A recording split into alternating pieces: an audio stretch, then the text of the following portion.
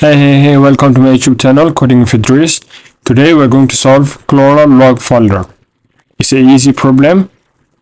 In the problem statement, it says the Liquid folder system keeps a log each time some user performs a change folder operation. The operations are described below. You have double dot slash, which means move to the parent folder of the current folder. If they're already in the main folder, they remain in the same folder. Dot slash mean remain in the same folder.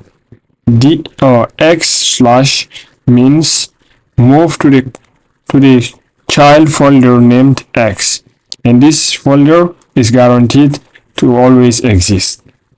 You are given a list of string logs where log I is the operation performed by the user at the ith step. The system starts in the main folder, and then the operation logs are performed. We are requested to return the minimum number of operations needed to go back to the main folder after the change folder operation. In this example 1, we can see the first is we move to D1 folder, and then we move to D2 folder, then we go back to D1, then we go to D21 folder, then we remain in the same folder. So from that we can see we need two operations to go back to the main folder, which is two operation of go back 2 times. So same thing go for example 1, which is 3. After performing these logs, we need three operations to go to the main folder. For this one, we need 0 operation, since we move to D1, then we go back to the main folder, go back to the main folder, go back, so we remain in the main folder. So to solve this problem, we can just iterate through the logs and keeping track of where we are at, and that keep track will be a number. If it is 0, if you are already in the main folder, and it will be incremented by 1 each time you move to a new folder, which is child of the main folder. So what I'm saying, for example, in the beginning 0, so we move to this D1 folder, so the counter will become 1. We move to D2, it become 2. Then we move back to D1, so it reduced by -1, so it become 1. We move to D21, so it became 2. So at the end we have this. So the counter value is 2, so we can return counter. So let's dive into the coding. We'll be using Python. So let me zoom in. So we have the counter,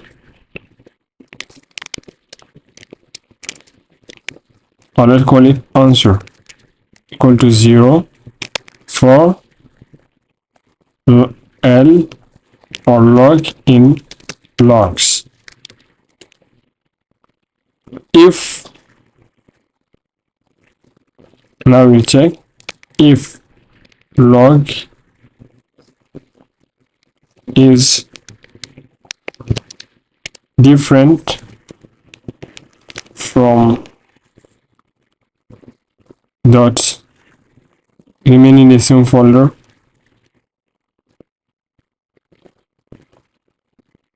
and different from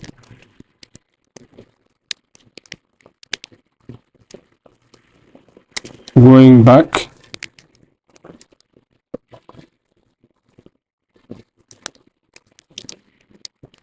in that case answer will be incremented by 1.